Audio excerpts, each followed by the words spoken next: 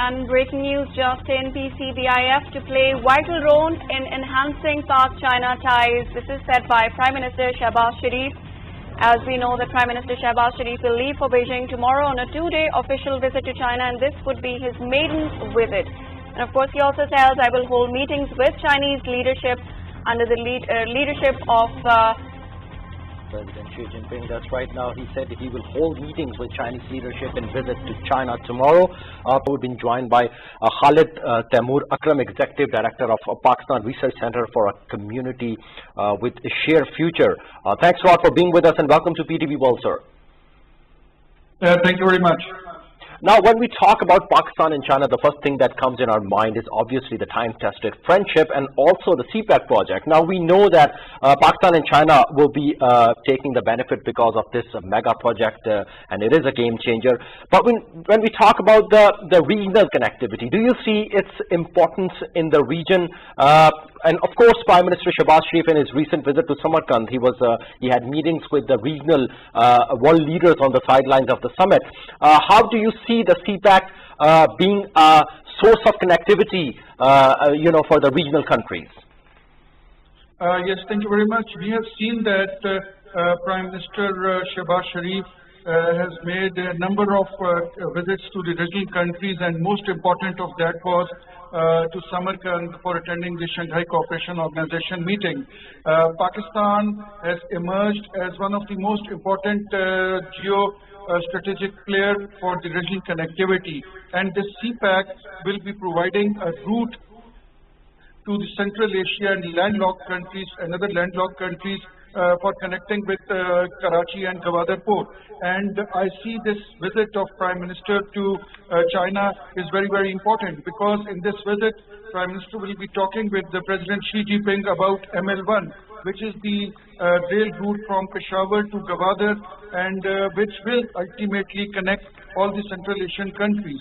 Pakistan is already partners with Uzbekistan and Afghanistan, and we are making a railway track from Tashkent, Mazar-e-Sharif, Kabul and Peshawar, and this ML1 will connect the Central Asian countries to the Indian Ocean. And Prime Minister Shahbaz Sharif's vision on regional connectivity is very clear, and he has talked at number of regional platforms that Pakistan will be playing an important role through CPEC for the regional connectivity. Right now, also as we know, Prime Minister Shahbaz Sharif attended the business Pakistan-China Business and Investment Forum today here in Islamabad, right before his departure to China tomorrow. And we have seen so many big, industrialists and business personnel in that particular summit. Do you see any positive outcome from this particular initiative which was taken this morning in Islamabad? That do you think it will attract the foreign investment in Pakistan from China especially? Yes, actually, as we know that CPEC is now entering in its second phase. The first phase basically was of the infrastructure development of CPEC, which is about to be completed by 2025. Now it's time that the Chinese companies and the other countries from around the world should come to Pakistan and start investing and start opening up their businesses in the special economic zones. For us, China is a very big market, and yes, Pakistan is looking for the Chinese business market to establish their outlets and their factories in Pakistan, and the event which held today is one of the manifestation of the policies of this government. This government, ever since it has come in power, they have tried to facilitate the foreign business, and they have tried to minimize the red tapeism for establishing the foreign business in Pakistan. And I view that Prime Minister Shahbaz Sharif will be attracting more Chinese business to Pakistan in this visit. Right. Mr. Khalid, now we know Pakistan is an agro-based economy, and Mr. Shahbaz Sharif has time and again said about, learning from their model of agriculture, maybe integrating the digital technologies and all that in Pakistan. And through that, we can, tap the export potential. Now, how do you think we can tap that potential through our agriculture sector? Yes, since Pakistan has always been an agriculture-based economy, but unfortunately, since last many years, our agriculture research has not been at par with what has been happening in China and other parts of the world, especially in terms of development of the seeds and the other agriculture products. Pakistan and China are working very closely on this agriculture development, and let me also tell you over here that with the help of China Agriculture University in Multan, the Muhammad Nawaz Sharif Agriculture University Multan has already developed an hybrid wheat seed which is helping the South Punjab agriculturists for getting more wheat output.